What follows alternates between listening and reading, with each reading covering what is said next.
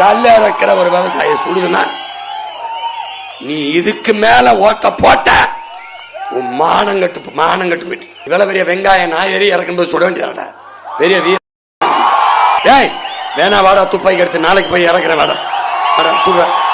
Hi hello வணக்கம் மக்களே. So இந்த வீடியோவில் நம்ம என்ன பார்க்க போகிறோம்னா, அதாவது பார்த்தீங்கன்னா இன்றைக்கான இந்த வீடியோவில் ஒரு 4-5 டாப்பிக் பற்றி பேச போகிறோம். ஸோ அது என்னென்ன டாபிக் அப்படின்னு பார்த்தீங்கன்னா, இந்த ஜனநாயகன் வந்து இப்போ லீக் பண்ணி விட்டானுங்க. ஸோ அதை பற்றியும் பார்க்க போகிறோம். அது மட்டும் இல்லாமல் இந்த கல்லுக்கடையை வந்து கல் இறக்குனேன்னு சொல்லி ஒரு விவசாயியை ஒரு போலீஸ்காரன் சுட்டுட்டாப்புல. ஸோ அதை பற்றியும் பார்க்க போகிறோம். ஸோ அதுக்கு எதிர்வினையாக நம்ம சீமான் அண்ணன் என்ன ஒரு தரமான ஒரு பதிலடி கொடுத்துருக்காரு. ஸோ அதையும் பார்ப்போம். அது மட்டும் இல்லாமல் இப்போ தாவேக தலைவர் வந்து விஜய் அவர் வந்து காரைக்குடியில் வந்து ஒரு பிரச்சாரத்துக்கு போகிறேன்னு சொல்லி போனார். ஸோ அங்கே நடந்த 1-2 சுவாரஸ்யமான விஷயங்கள், அதுக்கு ஏற்ற மாதிரி நம்ம சாட்டை துரைமுருகன் அவருமே 1-2 விஷயங்கள்லாம் பண்ணியிருக்காரு. ஸோ அதை தான் இந்த வீடியோவில் பார்க்க போகிறோம். ஸோ வீடியோ பார்க்கணும்னா நம்ம சேனல் ஃபஸ்ட் டைம் பார்க்குறீங்க அப்படின்னா ஒரு லைக்கு ஒரு சப்ஸ்கிரைப் பண்ணி விட்டிங்கன்னா நிறைய பேருக்கு நம்ம வீடியோ சஜஷன் ஆகும். வாங்க வீடியோக்குள்ளே போகலாம். ஸோ ஃபஸ்ட்டு நம்ம என்ன பார்க்க போகிறோம்னா, ஜனநாயகன் படம் எப்படா வரும் அப்படின்னு சொல்லி நம்ம யோசிச்சுக்கிட்டு இருந்தோம். ஆனால் இப்படி வரும்னு சொல்லி நான் நினச்சி கூட பார்க்கல. உண்மையிலே சொல்ல கனவுல கூட நினச்சி பார்க்கவே இல்லை. ஜனநாயகன் பட காட்சிகள் திரையரங்கில் வெளியாவதற்கு முன்பாகவே இணையதளத்தில் கசிந்த நிலையில் தற்போது தொடர்பாக தயாரிப்பு நிறுவனம் ஒரு எச்சரிக்கையும் விடுத்திருக்கிறது. பட் இந்த விஷயத்தை பார்க்கும்போது எனக்கு ரொம்ப வருஷத்துக்கு முன்னாடி நான் பழசு போயிட்டு வந்த மாதிரி ஒரு ஃபீலிங். அது என்ன அப்படின்னா, அந்த தலைவா படம் ஒன்று ரிலீஸ் ஆனிச்சு தெரியுமா? பட் தலைவா படம் தியேட்டரில் ரிலீஸ் ஆகிறதுக்கு முன்னாடி டிவிடியில் ரிலீஸ் ஆகிருந்துச்சு. ஆமாம், நாங்கள் வந்து படத்துக்கு தியேட்டருக்கு போய் வெளியே போய் உட்காந்துட்டு படம் வரலை அப்படின்னு சொல்லி அந்த டயத்தில் எனக்கு தெரிஞ்சு சிங்கம் 2 ரிலீஸ் ஆகிருந்துச்சுன்னு நினைக்கிறேன். சிங்கம் 2 தான் அப்போதைக்கு ஓடிக்கிட்டு இருந்துச்சு. எல்லாருமே வாங்கடா இது இல்லைன்னா அங்கிட்டு போவோம் அப்படின்னு சொல்லி போயிட்டு அந்த டயத்தை அப்படி சுற்றிக்கிட்டு இருந்த அந்த டைம் பீரியட். ஸோ அதே மாதிரி தான் இப்போவும் பார்த்தீங்கன்னா ஜனநாயகன் படம் தியேட்டருக்கு ரிலீஸ் ஆகலை. நிறைய பிரச்சனைக்கு இடையில இப்போ ரிலீஸ் ஆகும் அப்போ ரிலீஸ் ஆகும்னு சொல்லிட்டு ரிலீஸ் ஆகாமல் ட்விட்டர்லேயோ இல்லை இந்த மாதிரி டெலிகிராமில் போட்டு விட்டானுங்க. ஸ்டார்டிங்கில் பார்த்திங்க அப்படின்னா ஒரு சின்ன கிளிப்ஸாக தான் போட்டுக்கிட்டு இருந்தானுங்க. அதுலேயும் நான் 1-2 கிளிப்ஸ் பார்க்க நேரிட்டேன். ஏன் அப்படின்னா கண்டினியூவாக நம்ம இன்ஸ்டாகிராமையோ எதையோ ஒன்று ஸ்க்ரோல் பண்ணிக்கிட்டு இருக்கோம், அந்த ஒரு கிளிப்பு வந்த மேனிக்கு இருக்குது. ஸோ நான் என்ன நினச்சேன் அப்படின்னா, ஒரு என்ன சொல்கிறது, ஒரு ட்ரெய்லர் கட்டாக இருக்கும் இந்த மாதிரி இருக்கும் அப்படின்னு நினச்சிக்கிட்டு இருந்தேன். பட் அது ட்ரெய்லர் கட்டோ எதுவும் கிடையாது. படத்தில் இருக்கக்கூடிய ஒரு சீனு, அந்த டேரக்டர் அந்த 3 டேரக்டர் வர மாதிரியான ஒரு சீன் வந்துருக்கு. அதுக்கப்புறம் ஒரு ஃபைட் சீன் இருக்கிற மாதிரி இருக்குது. ஸோ இந்த மாதிரி சின்ன கட்டாக வெளியிட்டுக்கிட்டு இருந்தாங்க. எதுக்கடா கொஞ்சம் கொஞ்சமாக எல்லாம் பண்ணிக்கிட்டு இருக்க, மொத்தமாக ஒழிச்சு உடிச்சிட்றா அப்படின்ற மாதிரி ஒரு காமெடி வரும், வடிவேலோட காமெடி. அதில் வந்து அந்த பைக்கை போட்டு எல்லாத்தையும் எரிச்சு விட்ருவாப்புல. ஸோ அதே மாதிரி என்னடா கொஞ்சம் கொஞ்சமாக விட்டாக போட்டுக்கிட்டு இருக்கோம் அப்படின்ட்டு ஃபுல் படத்தையும் இறக்கி விட்டாங்க. டேய் யாரா நீங்களாம், எங்கேருந்துடா வரீங்க? நமக்கு வந்து விஜய் அவர்கள் மேலேயும் தாவேக அந்த கட்சி மேலேயும் அவங்க வைக்கக்கூடிய கொள்கை இது எல்லாத்துக்கும் மேலேயும் நிறைய முரண்பாடு இருக்குது. பட் இந்த படமாக நம்ம சொல்ல போனோம் அப்படின்னா, இந்த படத்தை வந்து இந்த மாதிரி பண்ணக்கூடிய அந்த ஒரு நாசக்கார நாய்கள் வந்து எதுக்கு இப்படி பண்ணுறாங்கன்னு சத்தியமாக தெரில. நல்லா உருப்படவே மாட்டானுங்க, உண்மையிலே சொல்கிறேன். ஏன்னா இதில் விஜயோட உழைப்பு மட்டும் கிடையாது, நிறைய பேரோட அந்த ஒரு டீம் இருக்குது சொல்லுவாங்களே. ஸோ அந்த டீமோட உழைப்பே இதில் இருக்குது. அந்த உழைப்பை இந்த அளவுக்கு ஒரு கேவலப்படுத்தி, ஏன் சொல்கிறேன்னா நல்லா யோசிச்சு பாருங்களே, இதில் விஜய் மட்டும் கிடையாது, டைரக்டர் இருக்கார், எடிட்டிங் டீம் இருக்குது, லைட்டு இருக்காங்க, ப்ரொடக்ஷன் இருக்காங்க, இந்த மாதிரி பல பேர் சேர்ந்து ஒரு படத்தை உருவாக்கியிருக்காங்க. ஒரு அமௌண்ட்டை போட்டு ஒரு பட்ஜெட்டை போட்டு உருவாக்கியிருக்காங்க. ஸோ அது தேட்டருக்கு வந்து தேட்டரில் அந்த கலெக்ஷன் ஆகி அதுக்கப்புறம் தான் அவங்க அந்த ஒரு லாபம்ன்றதே பார்க்க முடியும். ஸோ இத்தனை ப்ராசஸ் இருக்கும்போது நீ வந்து நோம்பு கும்பிட்ற மாதிரி அந்த படத்தை அப்படியே நீ ரிலீஸ் பண்ணி விட்டு எல்லாரும் லேப்டாப்பில் இதில் உட்காந்து பார்த்துக்கிட்டு இருக்கிற நிலைமைக்கு கொண்டு வந்து விட்டால், தயாரித்தவன் நிலைமையும் தேட்டருக்காரன் நிலைமையும் கொஞ்சம் யோசிச்சு பாருங்கள். எவ்வளோ பணம் போட்டு அவங்க வந்து எல்லாம் பண்ணுறாங்க. பட் இந்த மாதிரி ஒரு வேலையை பார்க்கும்போது அதுதான் ரொம்ப எரிச்சலாக வருது, கேவலமாகவும் தோணுது. ஸோ இதுக்கு அரசாங்கமும் நிறைய பேர் என்ன சொல்கிறாங்கன்னா, அதாவது அந்த படத்தோட ப்ரொடக்ஷன் டீம் அவங்க என்ன சொல்கிறாங்கன்னா, இந்த மாதிரி வரக்கூடிய படத்தையும் இந்த கிளிப்பையும் நீங்கள் யாரும் ஷேர் பண்ணாதீங்க. எப்படி எந்த இதுலையுமே சோசியல் மீடியாவில் எதுலையுமே ஷேர் பண்ணாதீங்க. அது வந்து உங்களுக்கு அப்படியே ரிவீட் ஆகிறதுக்கு வாய்ப்பு இருக்குது. மேபி நீங்கள் உள்ளே போகிறதுக்கும் சான்சஸ் இருக்குது அப்படின்ற மாதிரி நிறைய இதை சொல்லியிருக்காங்க. அதனால் கொஞ்சம் பார்த்து தெரிஞ்சுக்கங்க. பட் இந்த மாதிரி உங்களுக்கு அந்த மாதிரி வந்துருந்துச்சு, அந்த லிங்கோ இல்லை ஏதோ ஒன்று கிடச்சிருக்கு அப்படின்னா பார்க்காதீங்க.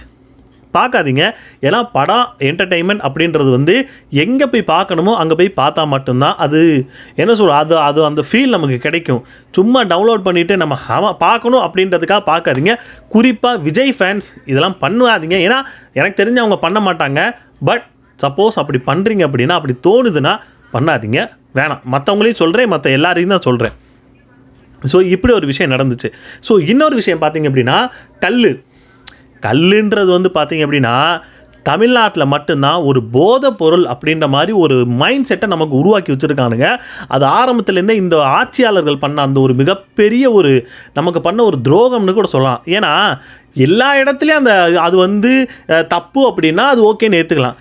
தமிழ்நாட்டில் மட்டும்தான் ஏன் தப்பு, மற்ற எல்லா இடத்துலையும் அது வந்து ஏற்றுக்குவாங்க அப்படின்னா நீ ஏதோ தப்பு பண்ணுறன்னு தானே அர்த்தம். உனக்கு ஏதோ ஒரு சுயலாபம் இருக்கிறனால தான் இந்த வேலையை பார்த்துக்கிட்டு இருக்க அப்படின்ற மாதிரி தான் எனக்கு தோணுது. ஏன்னா தமிழ்நாட்டில் மட்டும்தான் கல்லுக்கு வந்து தடை, ஆந்திராவில் கிடையாது, கேரளாவில் கிடையாது, கர்நாடகாவில் கிடையாது. அந்த மாதிரி சுற்றி நம்ம தமிழ்நாட்டை சுற்றி இருக்கிற எவன்ட்டையுமே அந்த ஒரு தடை கிடையாது தமிழ்நாட்டை தவிர. அப்போ நீங்கள் என்னடா பண்ணுறீங்க? சரி, அது அவங்க வந்து தடை பண்ணலை, நீ தடை பண்ணியிருக்க. அதாவது மக்கள் வந்து போதையின் பாதையில் போகக்கூடாதுன்னு சொல்லி வசனமெல்லாம் பேசுகிறீங்க. Okay, I can understand. But நான் என்ன கேட்குறேன்னா, அப்புறம் சாராயத்தை குடிக்கும்போது போதை வராமல் வேறு ஏதாவது உள்ளே புகுந்து ஆடுமோ? இல்லை, நான் கேட்குறேன், சாராயத்தை குடிக்கும்போது மட்டும் நல்லா வக்கனையாக ஏதோ உள்ளே வருமோ? அப்போ கல்லை குடித்து போதை வர்றதை விட இவங்க விற்கிற அந்த மட்டமான சாராயத்தையும் நான் குடித்ததில்லை, சொல்கிறேன், கேள்விப்பட்டிருக்கேன். ஸோ இந்த மாதிரி குடித்து அவங்களுக்கு வரக்கூடிய போதை தான் அதிகம். அது மூலயமா எவ்வளோ பிரச்சனை நடக்குது, பெண் பிள்ளைகள் எவ்வளவோ அதனால் பாதிக்கப்படுறாங்க, பெண்கள் பாதிக்கப்படுறாங்க, சட்டம் ஒழுங்கு சீர்கேடு. முக்கிய காரணமே பார்த்தீங்க அப்படின்னா இந்த சாராயம் தான். அதை விற்கிறது எவனு பார்த்தீங்கன்னா இவங்களே தான் விற்பாங்க. இப்போ இவங்க விற்கிறது தடையாயிரும்ல. ஏன்னா நீ பாட்டு கல்லை குடிச்சு நீ பாட்டு படுத்துக்கிட்டீங்கன்னா சாராயத்தை நான் பாட்டுக்கு எல்லாம் உற்பத்தி பண்ணி விற்கிறதுக்கு ரெடி பண்ணி வச்சுருக்கேன், இதை எவன்டா வந்து குடிப்பான் அப்படின்ட்டு கல்லுக்கடையே மூடிட்டானுங்க. மூடிட்டு இதை திறந்து விட்டு இதை வந்து ஜோராக ஓடிக்கிட்டு கிடக்கு. இதை நீ குடிச்சு செத்து என்ன ஆனாலும் பிரச்சனையே கிடையாது அப்படின்ற மாதிரி தான் ஒரு பக்கம் போயிட்டுருக்காங்க.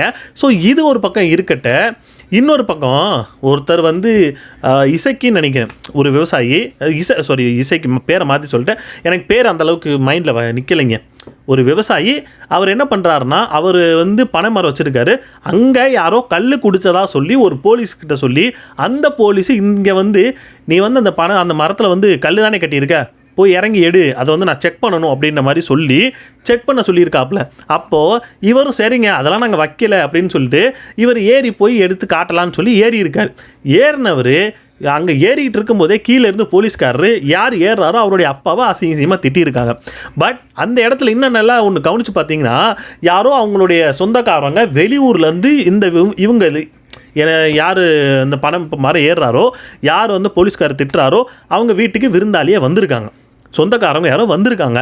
அந்த நேரத்தில் இந்த மாதிரி அசிங்கமாக திட்டுவோம். அங்கே இருக்கிற ஏதோ ஒரு பொண்ணுமே சொல்லியிருக்காங்க, ஏன் சார் இந்த மாதிரி ஒரு மாதிரி அசிங்கமாக திட்டுறீங்க, நாங்கள் என்ன தப்பு பண்ணோம், நாங்கள் தான் வைக்கலைன்னு சொல்கிறோம், அவர் தான் ஏறிட்டார், மறுபடியும் அதுக்கு இது பண்ணுறீங்கன்னு சொல்லி அவங்களும் கேட்டிருக்காங்க. இந்த மாதிரி ஒரு வாக்குவாதம் போடவும் அவர் மேலே ஏறினவர் இறங்கிட்டாராம்.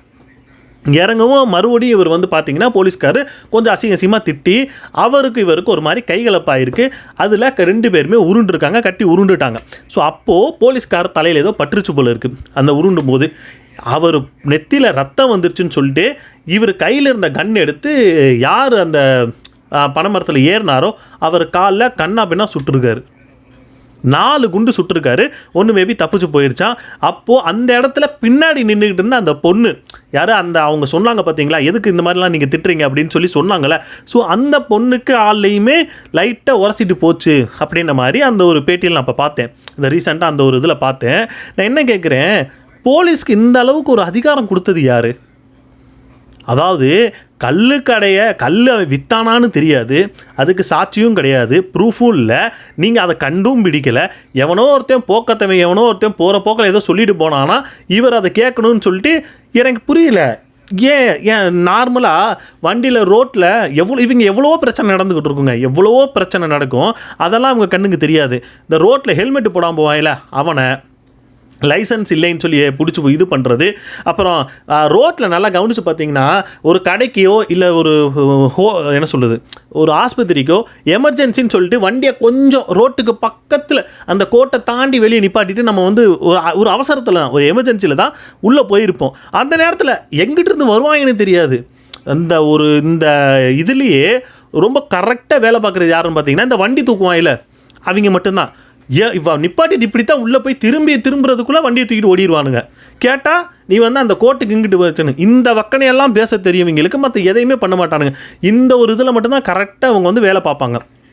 அப்படி தான் இந்த இடத்துலையுமே அவர் காலில் சுட்டிருக்காங்க. நான் என்ன கேட்குறேன், ஒரு பனை மரத்தில் ஏறி அது மூலயமா பொழப்பு பார்க்கக்கூடிய ஒரு தொழிலாளிக்கு முக்கியமான மூலதனமே அவருடைய காலு தான். அப்படி அந்த காலில் சுட்டிருக்கீங்க, மனுஷனா என்னங்க நீங்கள்? இல்லை நான் கேட்குறேன், சப்போஸ் உங்கள் வீட்லேயோ இல்லை அவங்க சொந்தக்காரங்க யாராச்சும் இந்த மாதிரி இருந்திருந்தால் நீங்களும் இப்படித்தான் நீங்கள் வந்து அதை வந்து அணுகியிருப்பீங்களா? இதைத்தான் பார்த்தீங்க அப்படின்னா நம்ம சீமான் அண்ணன் அந்த ஒரு இப்போ இந்த ரீசெண்டான அந்த பிரச்சாரத்தில் போட்டு கிளியும் கிழிச்சு விட்டார் மனுஷன். உண்மையாக அவருக்கு இருக்கிற கோபம் நமக்குள்ளே இருக்கிற கோபங்க. இந்த ஆட்சியாளர்கள் மேலேயும் போலீஸ்காரங்கள் மேலேயும், எல்லா போலீஸ்காரங்களையும் நம்ம எதுவுமே சொல்ல முடியாது. இந்த மாதிரி இருக்கக்கூடிய தப்பான போலீஸ்காரங்களுக்கு மட்டும்தான் இந்த விஷயம். எவ்வளோ நல்ல போலீஸ்லாம் இருக்காங்க. நம்ம ஜல்லிக்கட்டு நேரத்தில் எவ்வளவோ நிறைய விஷயங்கள் நம்ம பார்த்தோம். பட் அந்த போலீஸ்காரங்களை இதுக்குள்ளே நம்ம சேர்க்க முடியாது. ஏன்னா நிறைய போலீஸ்காரங்க இருக்காங்க. பட் கல்ல இறக்கிற ஒரு விவசாயி சுடுதுன்னா நீ இதுக்கு மேல ஓட்ட போட்ட உன் மானங்கட்டு போயிட்டு. இப்படி பண்ணவங்களை நம்ம சீமானண்ணே ஒரு கேள்வி கேட்டார். நானும் தாண்டா கல் அன்னைக்கு இறக்குனேன், நானும் தானே அந்த இதை கல் இறக்குனேன், அப்போ என்னை சுட்டிருக்க வேண்டியதானே அப்படின்னு சொல்லி வச்சு கிளியும் கிழிச்சு விட்டாரு. இவ்வளவு பெரிய வெங்காய நாயரி இறக்கும்போது சுட வேண்டியதானே, பெரிய வீர சுட வேண்டியதானே. உண்மையிலே சொல்கிறேன், இப்படி ஒரு தலைவர் இருக்கணுங்க. ஏன்னா டிஎம்கேன்னு சொல்கிறீங்க, ஏடிஎம்கேன்னு சொல்கிறீங்க, டிவிகேன்னு சொல்கிறீங்க, எல்லாருமே அவங்க ஒரே மாதிரி தானே பேசுகிறாங்க. எவனுமே மக்களுக்காக பேச மாட்டேங்கிறாங்களே. அப்போ மக்களுக்காக பேசக்கூடிய ஒரு மனுஷன் அந்த இடத்துல இருக்கான்னா அவனை ஆதரிக்க வேண்டியது நம்மளோட கடமைங்க.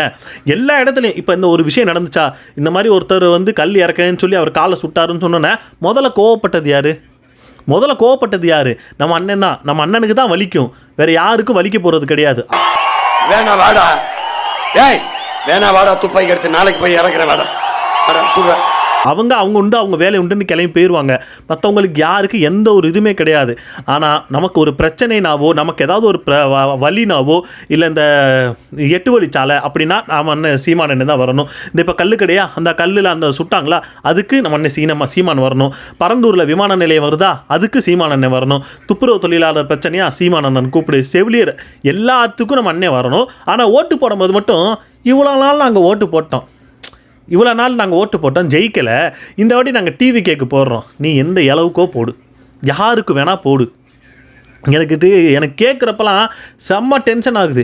நீ போட்டு ஜெயிச்சிட்டா வேற, ஜெயிக்காமல் இருக்கும்போதே இவங்களுக்கு இந்த அளவுக்குனா போடு. உனக்கு டிவி கேக்கு தானே போடணும், போடு. ஏன்னா இந்த மாதிரி ஒரு ஓட்டு நாம் தமிழருக்கு தேவையே இல்லை. ஏன்னா புரிஞ்சவன் நாம் தமிழருக்கு போடுவான், புரியாதவன் இப்படி தான் போவான். இதைத்தான் நான் சொல்லணும்னு நினச்சேன், அதை சொல்லியாச்சு. அடுத்தது பார்த்திங்க அப்படின்னா, காரைக்குடியில் விஜய் அவர்கள் வந்து இப்போ இன்னைக்கு 10ஆம் தேதி வந்து பிரச்சாரம் பண்ண வந்தார். ஸோ மதுரையிலேருந்து அவர் காரைக்குடி வரும்போது அவர் எப்பயும் வரக்கூடிய அந்த ஒரு பிரச்சார வாகனத்தில் தான் வந்தார். ரொம்ப லேட் ஆயிடுச்சு, அவங்களுக்கு கொடுத்த டைமுக்கு மேலே வந்துட்டார். ஏன்னா நான் கூட நினச்சேன் பயங்கரமாக நம்ம இவர் வந்து பேச போகிறாரு, புதுசாக ஏதாவது ஒன்று பேச போகிறாரு. ஏன்னா ரீசெண்டாக நான் ஒரு வீடியோ பார்த்தேங்க, நம்ம சாட்டை துரைமுருகன் இல்லை, நம்ம அண்ணனுக்கு சேட்டை துரைமுருகன் வைக்கலாம். ஏன்னா அந்த அளவுக்கு பயங்கரமான வேலையெல்லாம் பார்ப்பார். என்ன அப்படின்னா, விஜய் அவர்கள் இதுவரைக்கும் பண்ண பிரச்சாரத்தை ஒரு 8 வீடியோவாக எடுத்து போட்டிருந்தாரு. 8 வீடியோவும் ஒரு சின்ன கட்டமாக இருக்குது, 8 கட்டம் இருக்குது. அதில் ஒவ்வொரு கட்டத்துலேயும் இவர் ஸ்டார்டிங் 1 2 3 10 வரைக்கும் எப்படின்னு சொல்லுவோமோ கரெக்டாக அதே தான் சொல்கிறாரு. தீய சக்தி திமுக, தூய சக்தி என்ன சொல்கிறது டிவிக்கு, நீங்கள் வந்து நான் உங்களை வந்து என்ன சொல்கிறது என்னென்னமோ சொன்னார் நிறைய விஷயம். அதாவது மனுஷன் மனப்பாடம் பண்ணிட்டு வந்துட்டார் போல இருக்குது, ஃபுல் அண்ட் ஃபுல்லாக மனப்பாடம் பண்ணிட்டு வந்துட்டார். எல்லா இடத்துலையும் அதாங்க சொல்கிறாரு. அந்த 8 காலம்லேயும் அதே வருஷம் மாறாமல் அதே விஷயத்த சொல்கிறாரு. நம்ம வடிவேல் கூட சொல்லுவார்ல, அதாவது கேப்பே விடாமல் சொல்கிறத பார்த்தா ஒரே டைலாக் தான் ஊருக்குள்ளே சொல்லிட்டு திரியிற போலன்ற மாதிரி, அதே மாதிரி தான் கேப்பே விடாமல் கரெக்டாக அது எல்லா இடத்துலையும் அதான் சொல்லியிருக்காரு. அதைத்தான் அத்தனை வழிகளையும் தாங்கிக்கிட்டு உங்களுக்காக மட்டுமே வந்திருக்கிறேன். இது சர்மத்தினுள் ஊடுருவி ரீசெண்டாக 2 நாளைக்கு முன்னாடி நம்ம சாட்டை துரைமுருகன் அண்ணன் வந்து அதே காரைக்குடியில் அந்த 5 லேம்ப்ஸ்னு சொல்லுவாங்க அந்த இடத்துல வந்து பேசிக்கிட்டு இருக்கும்போது இந்த ஒரு விஷயத்த சொல்லிவிட்டார். என்ன அப்படின்னா, அதாவது விஜய் வந்து பிரச்சாரத்துக்கு இங்கே வரப்போகிறாரு, வந்த உடனே இப்படி பேசலைன்னா என் பேரை மாற்றிக்கங்கன்னு. ஆனால் என்ன அதில் ஒரு டிசப்பாயின்மெண்ட்டு, விஜய் பேசவே கிடையாது. ஏன்னா அவருக்கு தெரிஞ்சு போச்சு, ஆஹா இவங்க எல்லாரும் கண்டுபிடிச்சிட்டாங்க, இத்தனை கண்டினியூவாக எல்லா இடத்துலையும் நம்ம ஒரே டைலாக் பேசிக்கிட்டு இருக்கோம், இங்கே வந்து அதே பேசணும்னா வச்சு காரி திட்டி விட்டுருவாங்க, அதுவும் காரைக்குடிக்காரங்க, அதனால நம்ம பேசவே வேணான்ட்டு அங்கேருந்து சுற்றி அங்கேருந்து கிளம்பி போயிட்டார். இதில் அது ஒரு டிசப்பாயின்மெண்ட்டு. ஏன்னா சாட்டை அவர்கள் சொல்லக்கூடிய நிறைய விஷயங்கள் ப்ரிடிக்ட் ஆகுதுங்க. உண்மையிலே இப்போ வந்து தூத்துக்குடிக்கு இல்லை ஏதோ ஒரு திண்டுக்கலுக்கோ எங்கே போகிறாருன்னு வைங்க விஜய், அதுக்கு ஒரு நாளைக்கு முன்னாடி நம்ம சாட்டை வந்து வீடியோ போட்டுருவார். என்ன அப்படின்னா, இப்போ நாளைக்கு வந்து விஜய் வந்து இந்த இடத்துக்கு போகிறார், போயிட்டு இதை பற்றி கேட்கலன்னா என்னன்னு கேளுங்கன்னு சொல்லுவார். அதாவது திண்டுக்கல்னா பூட்டு தான், திண்டுக்கல்னா இதுதான், திண்டுக்கல்னா அதுதான் சொல்லி அதில் அங்கே என்ன பெருமை என்ன பிரச்சனை அப்படின்றத முன்கூட்டியே சாட்டை அவர் வீடியோவில் போட்டுருவார். போட்டுட்டு சரி விஜய் வந்து அப்போல்லாம் பேச மாட்டாருன்னு சொல்லி போய் பார்த்தா அவர் என்ன சொன்னாரோ அதை தாங்க இவருன்னு சொல்லுவார். மனுஷன் எப்படி தான் ப்ரிடிக்ட் பண்ணுறான்னு தெரில.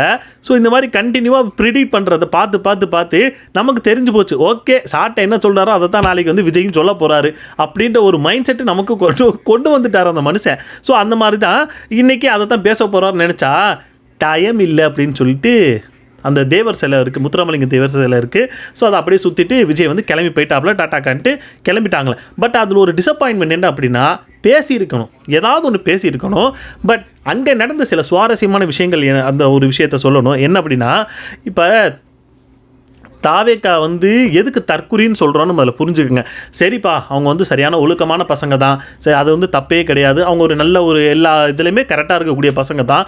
பட் காரைக்குடியில் சுற்றி பார்த்தீங்க அப்படின்னா அந்த ஹாஸ்பிட்டல்ஸுக்கு மேலே அந்த இது போடும்போது அந்த தகர சீட்டு அதை சுற்றி கட்டி வச்சுருக்காங்க. எதில் பார்த்தீங்க அப்படின்னா மரத்தில், போஸ்ட் மரத்தில், அந்த கொஞ்சம் ஹைட்டாக இருக்கக்கூடிய ஏதாவது ஒரு இடத்துல சுற்றி கட்டி வச்சுருக்காங்க அந்த தகரம். ஏன்னா ஏறிடுவாங்களாம் மேலே.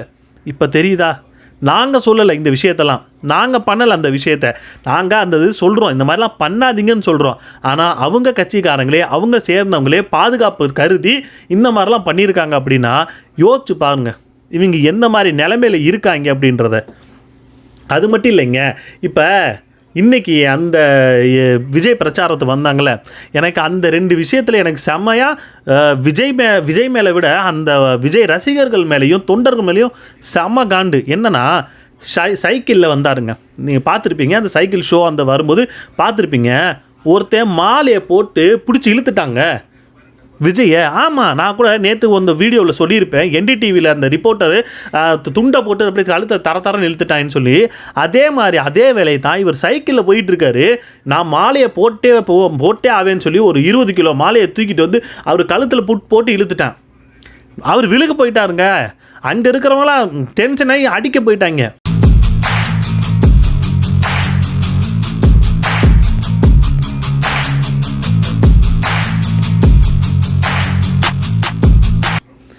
இப்போ தெரியுதா நாங்கள் எதுக்கு தற்குறின்னு சொல்கிறோம்னு.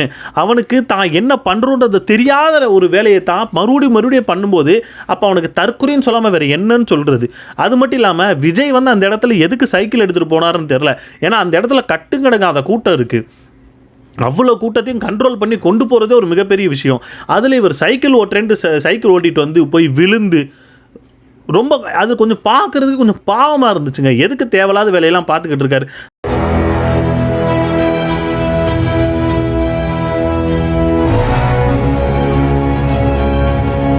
வந்தாரா பிரச்சாரம் பண்ணாரா போனாரான்னு இருக்கணும். ஏன்னா தெரியும் அவங்க எந்த மாதிரி பண்ணுவாங்கன்னு தெரியும். இப்போ அதை வந்து ரியலாகவே பார்த்துருப்பார். ஏன்னா இதுக்கு முன்னாடி தான் பிரச்சாரம் பண்ணும்போது அது சொன்னால் எனக்கு சிரிப்பு தான் வருது. தர்பூசணியை தூங்கி அந்த வண்டிக்குள்ளே போட்டு விட்டாங்க. ஒருத்தர் தேங்காயை தூக்கி போட்டாங்க. தேங்காயை தூக்கி போட்டு நல்ல வேலை அங்கே பக்கத்தில் இருந்த அந்த கார்டு வந்து அந்த ஒரு தடுக்கிற அந்த ஒரு பெட்டி மாதிரி வச்சு தடுத்து விட்டதுனால தப்புச்சார். இந்த மாதிரி பல வேலையை பார்த்து விட்றாங்க. ஒரு என்ன சொல்கிறது, ஒரு மஞ்சள் பையில் எண்ணத்தை போட்டு வச்சுருக்காங்கன்னு தெரில, தூக்கி போட்டாங்க அவர் தலைமையில். விஜய் தலைமையில் தூக்கி போட்டு பட்டு அங்கிட்டு போகுது. என்னடா யோசிக்கிறீங்க? இதுக்கு தானே உங்களுக்கு தற்குறின்னு சொல்கிறோம். ஏன்னா உங்கள் தலைவர் மேலேயே உங்களுக்கு ஒரு இது கிடையாது. பாசத்தில் என்ன பண்ணுறாங்கன்னு தெரியாமல் பண்ணிக்கிட்டு இருக்காங்க. ஸோ அவ்வளோதாங்க, இதை தான் நான் சொல்லணும்னு நினச்சேன். நீங்கள் என்ன நினைக்கிறீங்க? இந்த 4-5 விஷயத்தை பற்றி இன்னைக்கு பேசியிருக்கோம். ஸோ உங்களுடைய கருத்துக்கள் என்னன்றதை கமெண்ட் செக்ஷனில் கமெண்ட் பண்ணுங்கள். அடுத்த ஒரு வீடியோவில் பார்ப்போம். பாய்.